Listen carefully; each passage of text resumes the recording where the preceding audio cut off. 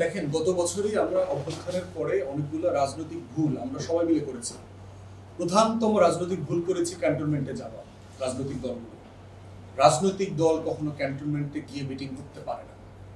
প্রজাতন্ত্রের কর্মচারী তারা, কর্মচারীদের সাথে প্রজাতন্ত্রের বসরা গিয়ে মিটিং করতে পারে না, কর্মচারীরা বসদের সাথে এসে মিটিং করে।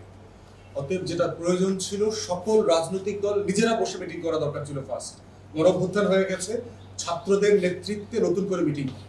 গণঅভ্যুত্থানের যারা প্রমিনেন্ট ফিগার আছে তারা সবাইকে ডাকবে, সেখানে পুলিশের প্রধানকে ডাকতে পারে, সেনা প্রধানকে ডাকতে পারে, যেহেতু আপনাদেরকে দরকার আমার এই সিচুয়েশনটাকে ওভারকাম করবার জন্য।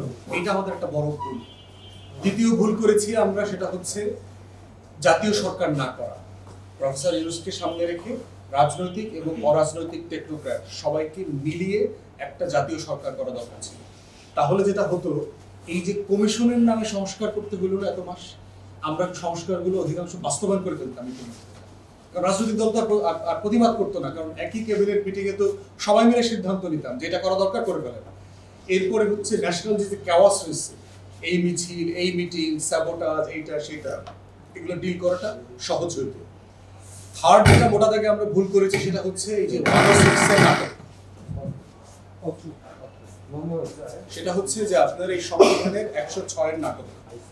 আপনারা জানেন সবাই যে 5 তারিখে তো সবাই পালাইছে, প্রধান বিচারপতি থেকে শুরু করে অ্যাপিলেট ডিভিশন তো সব পালাইছে, পালায় ক্যান্টনমেন্টে ছিল। ক্যান্টনমেন্টে নির্বাসিত পলাতক জীবনে বসে তারা আদালত কায়েম করতে পারেন কিনা? ওই মিটিংটাতে তো পক্ষ থাকতে হবে। তো একটা কোর্ট বসা মানে কি, যে 106 এর রেফারেন্স লাগবে, অ্যাটর্নি জেনারেলের মত লাগবে, এটার বিপক্ষে আছে কিনা কোনো মত, একটা শুনানি হইতে হবে না? এটা তো কোনো ছবি নাই, কোনো এভিডেন্স নাই। কিন্তু এই যে জাজমেন্টটা 1 পেজের আমরা পড়লাম যে আপাতত সব দায়িত্ব পালন করতে দেওয়া হইলো, এটা কিসের ভিত্তিতে দিল, কে দিল, কখন দিল, কয়টার সময় মিটিংটা বসছিল?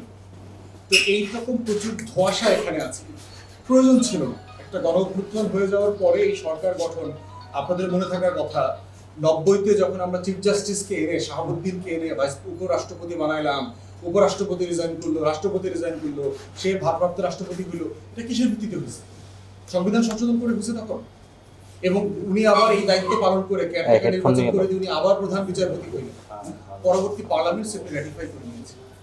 তাহলে সংবিধানটা আমরা বলছি যখন আমার দরকার, কিন্তু যখন দেশের সংবিধানটা দরকার তখন আমার এখানে আবার কোনো বক্তব্য নেই।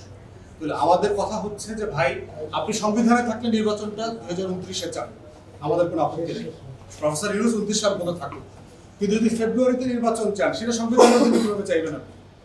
কারণ সংবিধান তো নির্বাচন 24 একটা হয়েছে, আপনি নির্বাচন চাইবেন আর 5 বছর পরে নির্বাচন হবে, অন্তর্বর্তীকালীন সরকারের তো মেয়াদ বলে দেওয়া নেই।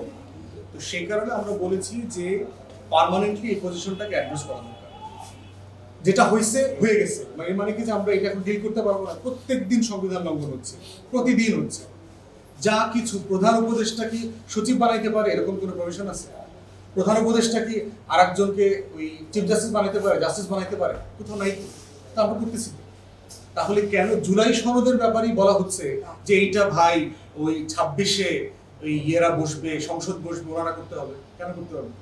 তো আর আমরা যেটা বলছি যে একই নির্বাচন আপনি ম্যান্ডেট নিয়ে গণপরিষদ করতে পারেন, আপনার আলাদা নির্বাচন দরকার না। যে এই নির্বাচনটাই প্রথম 6 মাস গণপরিষদের রোল প্লে করবে। 6 মাসে সরকারি দল বিরোধী দল বলে কিছু থাকবে না, সবাই গণপরিষদ সদস্য। তাদের কাজ হচ্ছে জুলাই চার্টার বাস্তবায়ন করা, এটাকে অ্যাড্রেস করা। তারপরে সরকারি দল বিরোধী দল ভাগাভাগি হবে, অন্য বিষয়ে যেভাবে বিতর্ক হয় সেই বিতর্কগুলো হবে, তাতে আমি কোনো সমস্যা দেখতে পাচ্ছি না। জাল ভোটের কথা হচ্ছে, তাহলে কি আমরা পুরনো সংস্কৃতি ভাই, মানুষের খাসিয়ত তো সাডেনলি চেঞ্জ হবে না।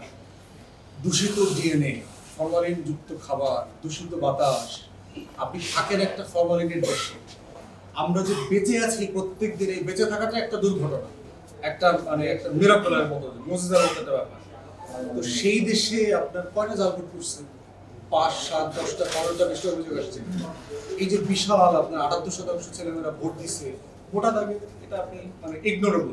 এই ধরনের ঘটনা কতটুকু? যেমন ধরেন একটা মেয়ে প্রথম যে প্রবলেমটা তৈরি করছে, যে মেয়েটা একটা বাম প্যানেল, সে গিয়ে যখন ব্যালট নিয়ে গেছে তখন তো সে অভিযোগ করে নাই যে এখানে ক্রস দেওয়া ছিল, ভিতরে গেছে 30-40 সেকেন্ড ছিল, তারপরে বের হয়ে এসে বলতেছে ভাই আমার ব্যালটটা তো আগে থেকে দাগ মারা ছিল, তো ক্রস দেওয়া ছিল, এটা আপনি আগে দেখেন নাই কেন, নিলেন কেন?